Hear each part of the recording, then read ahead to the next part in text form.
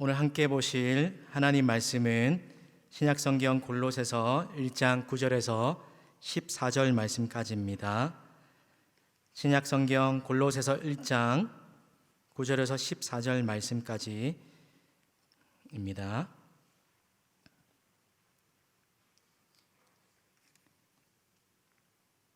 신약 324쪽에 있는 골로새서 1장 9절에서 14절 말씀까지 우리 한 절씩 교독하시고 마지막은 합독해서 읽겠습니다. 이로써 우리도 듣던 날로부터 너희를 위하여 기도하기를 그치지 아니하고 구하노니 너희로 하여금 모든 신령한 지혜와 총명의 하나님의 뜻을 아는 것으로 채우게 하시고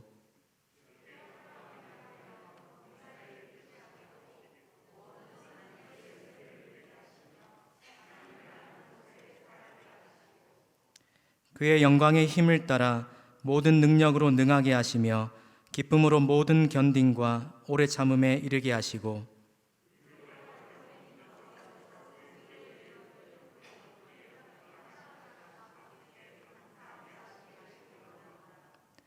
그가 우리를 흑암의 권세에서 건져내사 그의 사랑의 아들의 나라로 옮기셨으니 그 아들 안에서 우리가 속량 곧 죄사함을 얻었도다.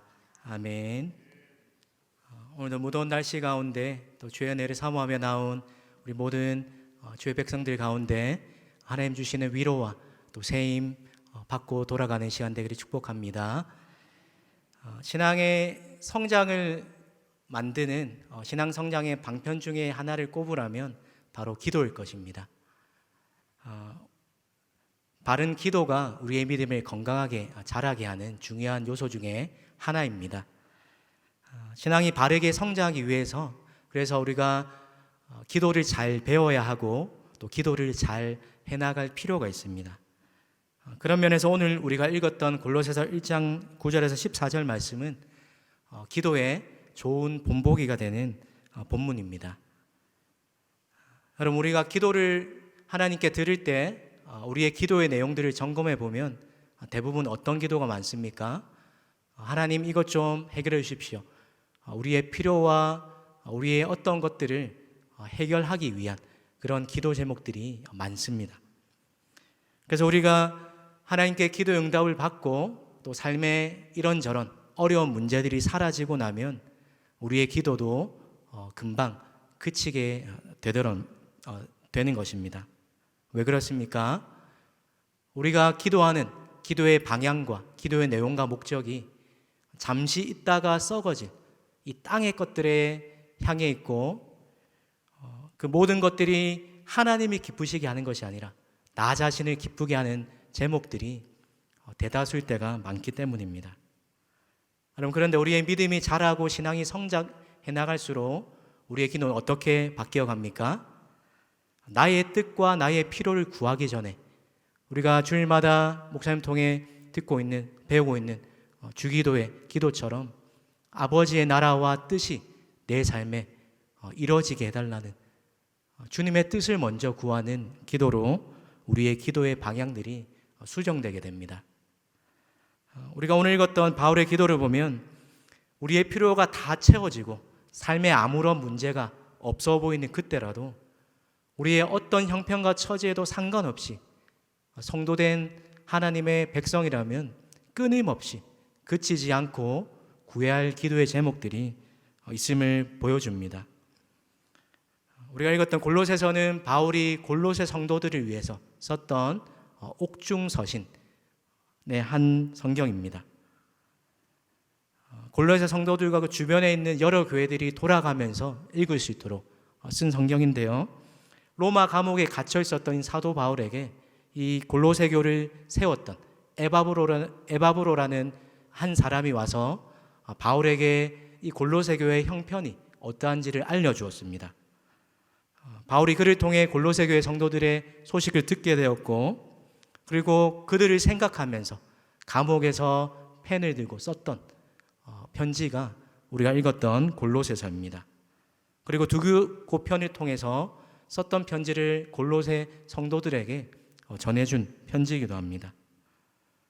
골로새서에 보면 바울이 직접 세우지도 않았고 육신의 눈으로 한 번도 본 적이 없다라고 표현되어 있는 이 골로새 성도들을 위해서 왜 바울은 이 골로새 편지를 썼습니까? 에바브로에게 들었던 이 두 가지 소식 때문이었습니다.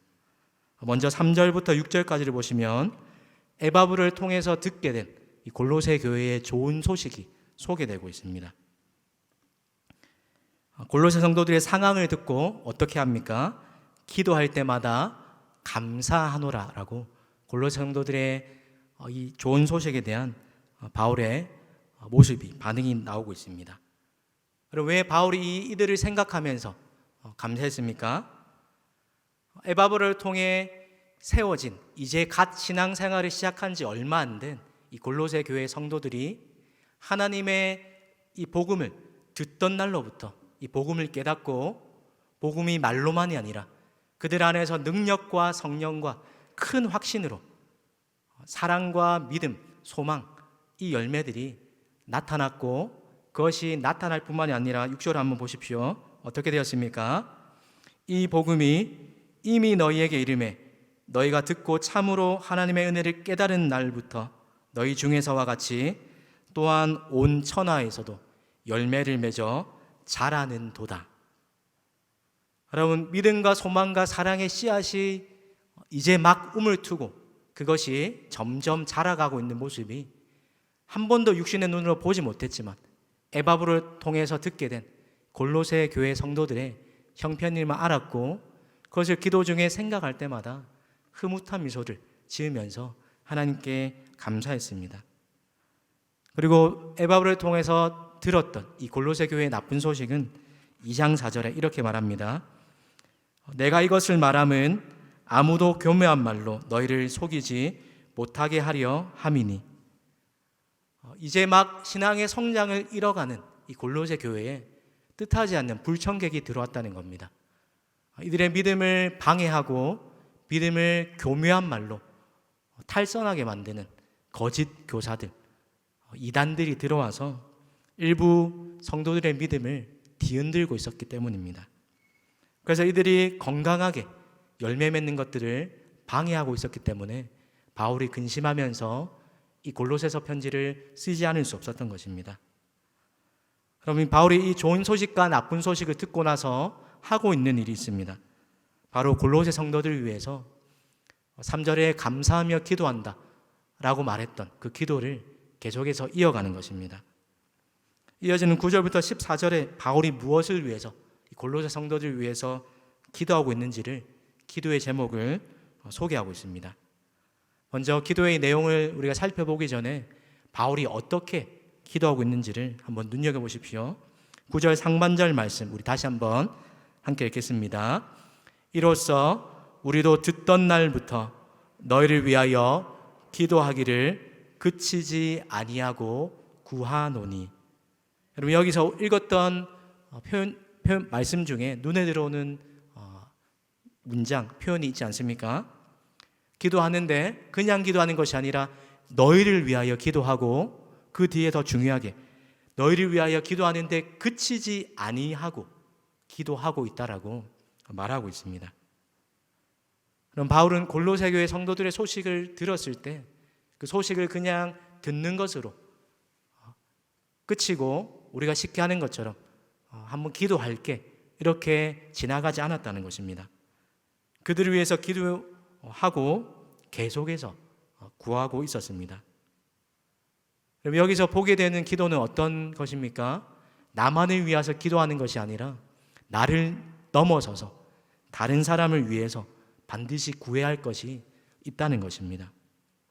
그래서 믿음의 성숙을 이뤄가는 사람은 자기의 필요만을 구하지 않고 나라와 또 선교사님과 교회와 여러 주변에 들은 성도들과 또 믿지 않는 가족들과 주변 사람들을 위해서 반드시 기도하는 제목들이 포함되어 있다는 것입니다.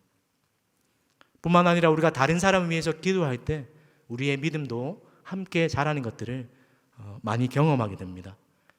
저도 신앙생활을 한 지 얼마 안 된 중고등학교 시절 때 그때 저의 믿음을 자라게 만들었던 것 중에 하나가 바로 예배를 마치고 나서 또래들과 또 믿음의 선배들과 함께 모여서 서로를 위해서 기도 제목을 묻고 함께 손을 잡고 기도했던 그 영적인 추억들, 그 자리를 통해서 하나님의 은혜에서 자라가는 그런 경험들을 참 많이 누렸었습니다.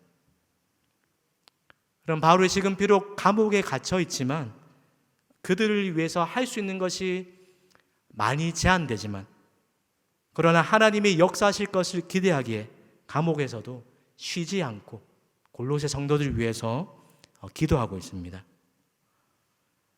이제 골로새 성도들을 위한 많은 겉면의 말들을 이야기하기 전에 먼저 기도로 하나님께서 이 골로새 성도들, 내가 한 번도 만나지 못하고 이들을 위해서 할 수 있는 것을 많이 제한되지만 나의 기도를 통하여 역사하실 이 하나님을 의지하면서 하나님께서 이들을 위해서 일해 주시기를 기도하고 있는 것입니다. 바울은 듣던 날부터 멈추지 않고 기도하기를 계속했다라고 말하고 있습니다. 사랑하는 여러분, 기도는 환경이나 장소의 문제가 아니라 바로 마음의 문제입니다. 관심이 있으면 바울처럼 비록 교회는 아니지만, 비록 좋은 어떤 기도하기 합당한 장소는 아니지만 누군가를 향한 기도와 관심이 있다면 감옥과 같은 이 불편한 상황 속에서도 기도는 계속된다는 것입니다. 여러분, 이처럼 코로나로 우리가 함께 모이는 것이 많이 제한되고 또 성도의 교제가 많이 축소된 이런 상황 속에서 우리가 할 수 있는 것, 각자의 자리에서 바울의 심정으로 우리 순원들을 생각하면서 또 부서와 또 여러 성도들, 그들의 상황과 형편을 끊임없이 기억하면서 바울처럼 서로를 위해서 얼마든지 기도하는 일들이 가능합니다. 몸은 떨어져 있지만 서로의 사정과 형편을 우리 히브리서 기자의 고백처럼 그날이 가까울수록 사랑과 선행을 격려하고 더욱 힘쓰는 저와 여러분 되기를 바랍니다. 여러분, 찬양의 가사처럼 누군가 날 위해 기도하고 있다, 이 한마디를 들었을 때에 우리가 얼마나 큰 위로가 되고 우리의 삶에 큰 버팀목이 됩니까?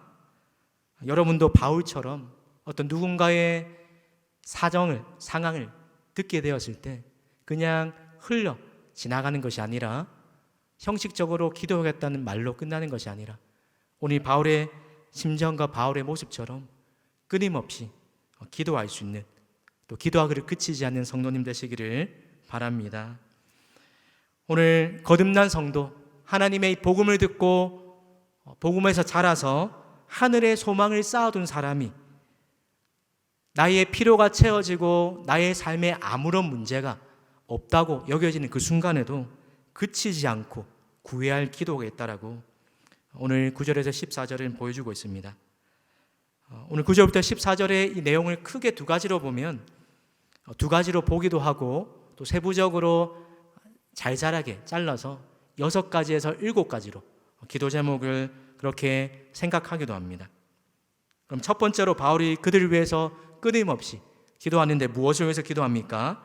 9절 하반절 말씀입니다. 너희로 하여금 모든 신령한 지혜와 총명에 하나님의 뜻을 아는 것으로 채우게 하시고.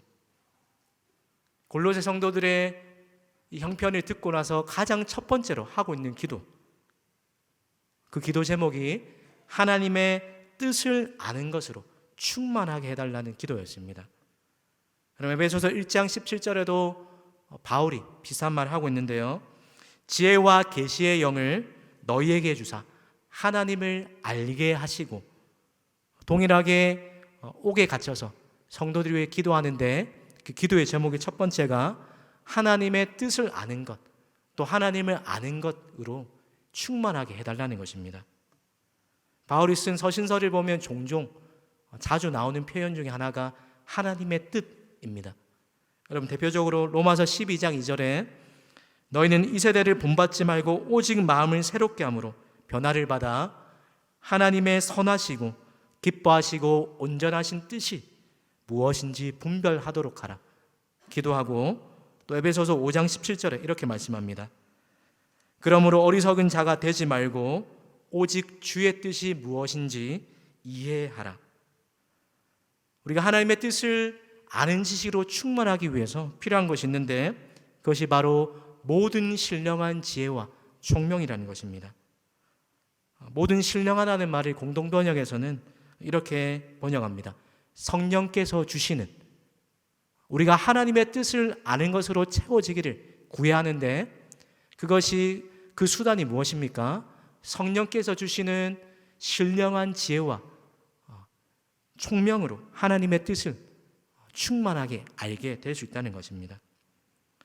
신령한 지혜를 어떤 분은 진리를 깨닫는 것, 성경의 지식을 우리의 삶에 적용할 수 있는 원리를 깨닫는 것, 이게 신령한 지혜라고 말하고요. 총명은 진리를 적용하는 것입니다. 깨달은 원리를 우리의 실제 삶에 적용하는 것, 이것으로 채우셔서 하나님의 뜻을 우리가 알게 해달라고 첫 번째로 기도하고 있습니다. 그럼 왜 이 기도가 우선되고 있습니까? 바울이 하나님의 뜻을 알게 되기를 강조하는 그 이유가 골로새 성도들의 이 상황과 연관되어 있습니다. 영지주의라고 불리는 이 거짓 가르침을 가르치는 사람들이 가만히 들어와서 어떻게 말합니까? 너희가 구원을 받으려면 십자가, 이런 시시한 지식으로 되는 것이 아니라 뭔가 남들이 모르는 새롭고 신비한 비밀스러운 이 지식이 있어야 너희가 구원을 얻을 수 있다라고 이 골로새 성도들의 믿음을 교묘하게 혼돈하게 하고 그들의 믿음을 흔들어 놓았습니다. 그래서 바울이 첫 번째로 그런 신비한 지식은, 그들이 말하는 지식은 이미 하나님의 비밀이신 예수 그리스도 안에 이미 다 나타나 있다. 그러기에 하나님의 뜻을 아는 것으로 너희의 삶을 채워달라고 그렇게 첫 번째로 구하고 있는 것입니다. 바로 우리의 삶에 하나님의 뜻을 아는 지식이 없다면 우리가 하나님을 믿는다고 고백하지만, 성도라고 말하지만 어떻게 살아가게 됩니까? 바울이 로마서 12장의 말씀처럼 세상을 거슬러 가며 이 세대를 본받지 않는 삶을 살라라고 말했는데, 거슬러 가는 것이 아니라 하나님의 뜻을 모르게 오히려 이 세상에 동화되면서 하나님과 상관없는 나의 뜻을 이루는 그것을 우선시하며 살아가게 될 수밖에 없다는 것입니다. 그러기에 자연스럽게 하나님께 합당하지 못한 삶의 모습들이 나타나게 됩니다. 여러분, 두 번째로 하나님의 뜻을 아는 것으로 채워달라고 기도하고, 이어서 무엇으로 기도합니까? 10절에 이 하나님의 뜻을 아는 것으로 채워질 때 나타나는 결과를 10절 상반절에 이렇게 말씀합니다. 하나님께 주께 합당하게 행하여 범사에 기쁘시게 하고. 우리의 삶에 하나님의 뜻을 아는 것으로 충만하게 될 때 나타나는 결과가 바로 주께 합당하게 행하는 삶, 그래야 이제 하나님을 범사에 기쁘시게 하는 삶으로 이어지게 된다는 것입니다.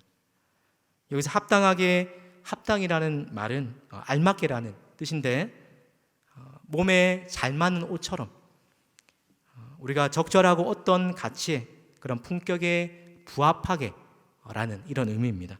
그러니까 주께 합당하게 행한다는 말은 우리가 예수님을 주로 삼은 성도의 삶에 합당한 모습으로 살아가는 것, 그것을 말하는 것입니다.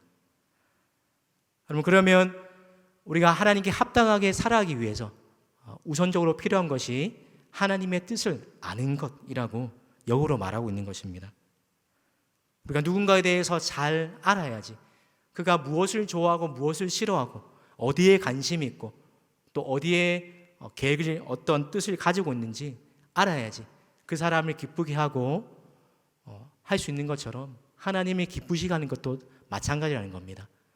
우리가 하나님과 친밀한 삶을 살아가는 가운데, 하나님의 뜻에 순종하며 살아가는 가운데에 하나님의 뜻과 의향, 하나님의 의도와 계획이 어디에 있는지를 우리가 알아서 그 뜻에 맞춰서 살아갈 수 있게 됩니다.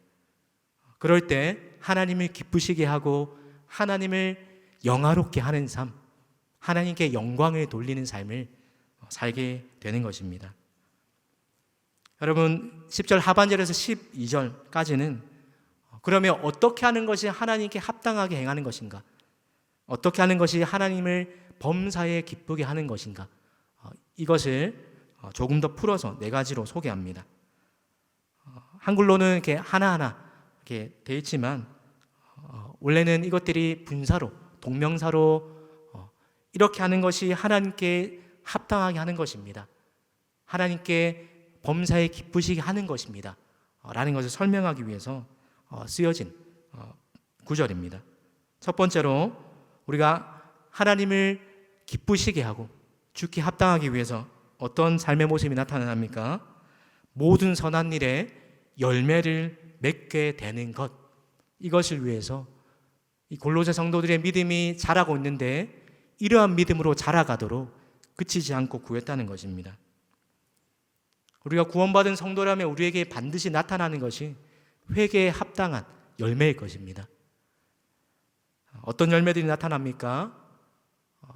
성령 하나님께서 우리의 삶을 거룩하게 하시면서 우리의 삶에 맺게 하시는 그 열매, 우리가 잘 아는 갈라디아서의 말씀처럼 사랑과 희락과 화평과 오래 참음, 자비와 양선과 충성과 온유와 절제의 열매들이 우리의 삶에 충만하게 맺혀야 합니다. 또한 베드로 사도도 베드로후서 1장 5절부터 8절까지 이런 열매를 맺으라고 우리에게 말씀합니다. 같이 한번 읽겠습니다. 시작. 그러므로 너희가 더욱 힘써 너희 믿음의 덕의 지식을, 지식의 절제를, 절제의 인내를, 인내의 경건을, 경건의 형제 우애를, 형제 우애에 사랑을 더하라. 이런 것이 너희에게 있어 흡족한즉 너희로 우리 주 예수 그리스도를 알기에 게으르지 않고 열매 없는 자가 되지 않게 하려니와. 여러분, 예수님도 열매로 그 사람의 믿음을 알겠다라고 말씀하셨습니다. 그러면서 나쁜 나무가 좋은 열매를 맺을 수 없고 좋은 나무가 나쁜 열매를 맺을 수 없다라고 말씀하십니다. 여러분, 언제 우리가 이 모든 선한 일에 열매를 맺게 됩니까? 바울이 첫 번째로 기도했던 것처럼 하나님의 뜻을 아는 것으로 채워져서 또 아는 것으로 끝이지 않고 깨닫게 된 그 하나님의 뜻에 순종하게 될 때 맺혀지는 것이, 알면서 삶으로 나아갈 때 맺혀지는 것이 모든 선한 일에 열매 맺는 것입니다. 두 번째로 하나님께 합당하게 행하고 또 하나님을 기쁘시게 하는 것, 무엇입니까? 하나님을 아는 것에 자라게 해달라고 기도하고 있습니다. 그럼 호세아 선지자는 내 백성이 나를 아는 지식이 없어서 망한다라고 경고하고 우리에게 권면합니다. 여기서 말하는 안다는 게 무엇입니까? 경험적으로 우리가 하나님을 친밀하게 알아가고 또 알아가되 그 아는 것이 지속적으로 계속되는 것, 그러한 것이 내 삶에 나타나게 될 때에 하나님께 합당하게 행하는 삶, 하나님을 기쁘시게 하는 삶을 살아갈 수 있다는 것입니다. 베드로 사도도 베드로후서를 결론 지으면서 이렇게 적고 있습니다. 오직 우리 구주 예수의 은혜와 그를 아는 지식에서 자라가라. 여러분, 하나님을 아는 지식에서 우리가 자라가게 될 때에 하나님을 기쁘시게 하고 주께 합당하게 행하고 우리의 삶에 모든 선한 일에 열매를 맺게 되는 변화가 나타나게 되고 영적으로 성장하게 될 수 있다는 것입니다. 여러분, 믿음 생활하면서 이전보다 내가 하나님을 더 알아가기 원합니다, 하나님 아는 것에 목마릅니다라고 그렇게 느끼고 계십니까? 우리가 세상을 거슬러가는 성도라면 하나님의 뜻을 아는 것에서 자라는 것이 필요합니다. 이어서 바울이 세 번째로 골로새 성도들 위해서 기도하는 것, 그것이 바로 견딘과 오래 참음에 이르게 해달라고 기도합니다. 하나님께 합당하게 행하고 하나님을 기쁘시게 하는 삶, 이것은 단번에 되는 일이 아닙니다. 그래서 필요한 것이 무엇입니까? 믿음의 인내가 우리에게 하나님을 기쁘시게 하기 위한 삶, 주께 합당하게 행하기 위한 삶에 반드시 필요한 덕목이라는 것입니다. 야고보서 1장 4절에 이렇게 말합니다. 인내를 온전히 이루라. 이는 너희로 온전하고 구비하여 조금도 부족함이 없게 하려 함이라. 우리에게 모든 견딘과 오래 참음에 이르게 해달라고 말하면서 그 앞에 한 가지 단서가 붙는데 하나님의 모든 능력으로 우리를 능하게 해달라라는 이 말입니다. 여기서 능하게 하시며라는 원어의 의미는 연약한 가운데 있는 것을 어떤 것을 강하게 만든다, 이런 의미입니다. 바울이 하나님의 힘을 따라서 성도를 모든 능력으로 강하게 해주시기를 구하는데 그 목적이 무엇입니까?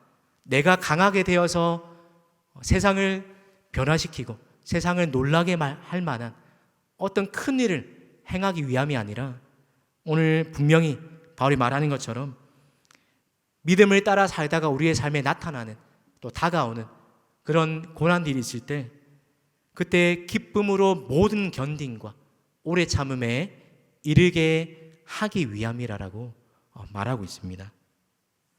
그럼 여기서 견딤 그리고 오래 참음은 다른 의미로 사용됐는데요. 견딤은 어떤 우리가 견디기 어려운 문제나 상황을 가리키는 말이고 또 오래 참음은 까다로운 사람을 그런 관계에서 우리가 인내하는 것, 그것을 말하는 것입니다. 조금 더 풀어 설명하면 견딤은 우리가 어떤 환경적인 어려움에 굴복하지 않고 그 환경을 적극적으로 맞서가는 그런 지속적으로 인내하는 그런 의미이고 또 반대로 오래 참음은 이 사람과의 관계에서 내가 부당한 대우를 받거나 또 어떤 자극을 받았을 때 그대로 보복하지 않을 수 있는 힘, 관계에서 오는 이 어려움을 복수하지 않고 오래 참는 모습, 이것이 견딘과 오래 참음의 의미입니다. 여러분, 이 일이 어떻게 가능합니까? 새 번역과 성경의 번역을 보면 11절을 이렇게 번역합니다. 하나님의 영광의 권능에서 오는 모든 능력으로 강하게 되어서 기쁨으로 끝까지 참고 견디기를 바랍니다. 또 쉬운 성경은 이렇게 번역합니다. 하나님께서 그의 크신 능력으로 여러분을 강하게 붙들어 주실 때에 여러분은 어떠한 어려움이 와도 넘어지지 않고 참고 견딜 수 있을 것입니다. 그럼 초점을 어디에 두고 있습니까? 나의 힘으로 견디는 것이 아니라 나를 능하게 하신 하나님이 주시는 능력으로 하나님이 나를 붙들어 주실 때에 비로소 내가 참기 힘든 이 어려움과 고난을 만나지만 그 속에서도 기쁨으로 견디고 오래 참음에 이르게 될 수 있다는 것입니다. 사랑하는 성도 여러분, 우리가 하나님께 합당하게 행하고 또 하나님을 기쁘시게 하는 삶을 살아가기 위해서 오늘 바울이 구하는 것처럼 우리가 어떤 상황에도 하나님의 능력과 또 기쁨으로 견딘과 오래 참음에 이르도록 우리도 또한 동일하게 기도해야 합니다. 특별히 코로나로 어려운 이 시기를 겪고 있는 우리에게 더욱 필요한 기도 제목이 아닐까 생각됩니다. 여러분, 하나님이 주시는 권능을 따라서 능하게 된 사람, 그 사람은 어떤 삶을 살게 됩니까? 어떤 상황 속에서도 주님이 주신 기쁨을 잃지 않고 감사하게 되는 삶을, 또 인내하는 삶을 살 수 있게 됩니다. 마지막으로 바울이 이 기도를 마무리하면서 12절에 하나님께 감사하게 되기를 원한다라고 이 골로새 교회 성도들 위해서 그치지 않고 구하고 있습니다. 한글 성경으로 보면 13절과 14절 그리고 앞에 이 12절 내용들이 전혀 상관이 없는 것처럼 보이지만 영어 성경의 번역을 보면 감사하게 되기를 원한다라고 말하면서 13절을 왜냐하면 이라는 말로 연결해서 설명합니다. 그러니까 12절부터 14절까지는 바울이 마지막으로 골로새 교회 성도를 위해서 끝이지 않고 기도하는데 그 기도 제목이 무엇입니까? 너희가 하나님께 열매를 맺어 자라가는데 그것에 필요한 것, 하나님께 감사하는 삶을 끊임없이 살아가라는 것입니다. 우리가 감사해야 할 그 이유, 12절부터 14절까지 세 가지를 이야기하는데 첫 번째는 하나님께서 우리를 합당하게 하셨기 때문에 감사하라는 것입니다. 어떻게 합당하게 하셨습니까? 우리를 그 빛 가운데 성도의 기업의 일부를 얻게 하신 하나님께, 성도의 기업을 얻게 하신 그 자격을 주신 하나님께 감사라는 것입니다. 그리고 13절에서는 우리를 흑암의 권세에서 건지시고 옮기셨다. 14절에서 더 자세히 풀어서 그것이 바로 하나님의 아들 예수 안에서 이루어진 우리의 구속, 곧 죄 사함, 우리의 모든 죄의 형벌과 죄의 책임을 우리에게 묻지 않으시고 우리를 어둠에서 빛으로 불러내시고 사망에서 생명으로, 소망이 없는 삶에서 소망을 가진 자로서 살아가게 되는 바로 구원을 주신 하나님께 구원의 은혜에 감사하게 되는 이 삶을 우리에게 그치지 말고 구하라는 것입니다. 여러분, 우리가 믿음이 자랄수록 우리의 필요를 구하기 이전에 우리에게 베푸신 은혜가 참 하나님 감사하다라고 고백하는 것이 우리의 입술에 가득 맺히게 됩니다. 하나님도 감사로 제사를 드리는 자가 나를 영화롭게 하신다고 분명히 말씀하십니다. 혹 우리 입술에 구원의 은혜에 대한 감격이 사라졌거나 혹 나의 기도와 나의 삶에 감사보다 원망과 불평이 많아지고 있다면 오늘 무엇보다도 다시 우리가 회복해야 될 기도, 그치지 않고 구해야 될 기도, 하나님 나에게 이 구원의 감격을, 구원의 은혜를 다시 한번 회복시켜 주십시오. 그래야 해서 이 구원의 은혜로 내가 다른 어떤 것이 나에게 부족하다 할지라도 나에게 주신 이 큰 구원의 은혜로 내가 감사하는 삶 회복하기 원한다라고 기도할 것입니다. 오늘 바울이 드리고 있는 이 기도의 모습을 보면 열매를 이제 막 열매가 맺힌 그 열매를 바라보고 수고하는 농부와 같다라는 생각이 듭니다. 왜 그렇습니까? 열매를 기대하는 이 농부의 모습을 한번 상상해 보십시오. 열매가 이제 탐스럽게 아름답게 이제 조금씩 자라갑니다. 그때 온통 농부의 관심이 이 열매에게 가 있을 것입니다. 이 열매가 어떻게 하면 썩지 않고 아름답게 주렁주렁 자라갈 수 있을까? 그것을 생각하면서 지금처럼 무더위에 땡볕이 쏟아지지만 수고하는 것을 고생이라 생각하지 않고 보람이라 생각하고 또 영양을 충분히 공급하고 물을 주면서 이 식물과 곡물에 병충해가 없도록 세심하게 관심을 가지고 그렇게 열매가 지속적으로 자라가도록 애쓸 것입니다. 여러분, 골로새 교회 성도들을 위해 기도하는 바울의 모습도, 그 바울의 마음도 똑같다라고 생각됩니다. 이제 막 예수를 믿어서 하나님 보시기에 열매를 맺어가는 이 아름다운 성도들이 이 세상을 거슬러 가고 하늘의 소망을 쌓아두는 그런 삶을 살아가기 위해서 이들이 주변의 헛된 가르침과 헛된 세상의 교훈에 넘어가지 않고 그들의 삶의 영적인 열매들이 풍성히 맺어가기 위해서 바울이 2장에 보면 내가 너희를 한 번도 보지 못했지만 나에게 주신 은혜를 따라 나에게 주신 사도의 직분을 따라 힘을 다하여 예수 그리스도를 깨닫게 하기 위해서 또 너희의 영적인 진보를 위해서 기도하고 애쓴다라고 고백하고 있습니다. 사랑하는 성도 여러분은 저와 여러분도 우리의 모든 필요가 다 채워지고 우리의 삶에 문제가 없다 할지라도 구원받은 성도로서 또 하나님이 기뻐하시는 성도의 삶을 살아가기 위해서 그치지 않고 구해야 할 기도, 그것이 무엇입니까? 2가지입니다. 하나님의 뜻을 충만하게 깨닫게 해주십시오. 깨닫게 되는 그것을 구하는 목적, 그래야 해서 하나님께 합당하게 행하는 삶, 범사에 하나님을 기쁘시게 하는 삶, 이 삶을 위해서 우리가 그치지 않고 바울과 같이 또 누군가를 위해서, 나 자신을 위해서 끊임없이 기도해야 한다는 것입니다. 사랑하는 성도 여러분, 여러분도 하나님의 기쁨, 또 하나님의 마음을 시원케 하는 얼음 냉수와 같이 그런 성도로 살아가기 원하십니까? 그렇다면 오늘 바울처럼 하나님의 뜻, 하나님을 아는 것으로 주님 내 삶을 또 내 믿음을 채워주시고 자라게 해주십시오. 주님, 내 삶의 선한 열매가 맺히게 해주십시오.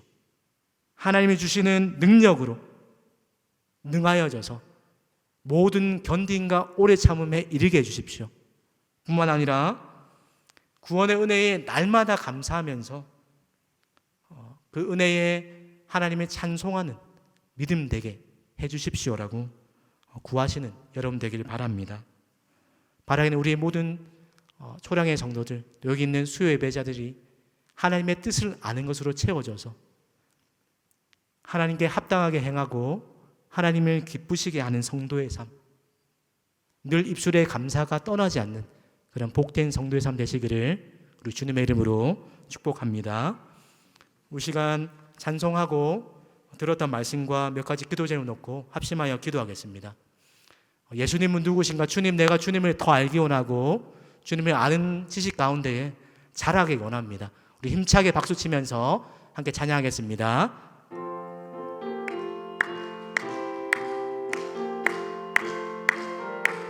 예수님은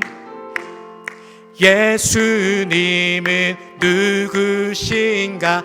우는 자의 위로와 믿는 자의 품성이며 전한 자의 높음과 친 자의 노임되고 우리 기쁨 되시네. 예수님은 누구신가? 약한 자의 강함과 눈먼 자의 지시며 병든 자의 고침과 죽은 자의 부활되고 우리 생명 되시네. 예수님은 누구신가? 자의 정함과 죽을 자의 생명이며 죄인들의 중보와 멸망자의 구원되고 우리와 되시네. 예수님은 누구신가? 온 교회의 머리와 온 세상의 구주시며 모든 왕의 왕이요 반하실 주님 되고 우리 되시네. 아멘. 이 시간 들을 말씀을 놓고 합심하여 기도하겠습니다. 하늘의 소망을 쌓아둔 구원받은 성도가 그치지 않고 구해야 될 기도 제목 두 가지가 있습니다.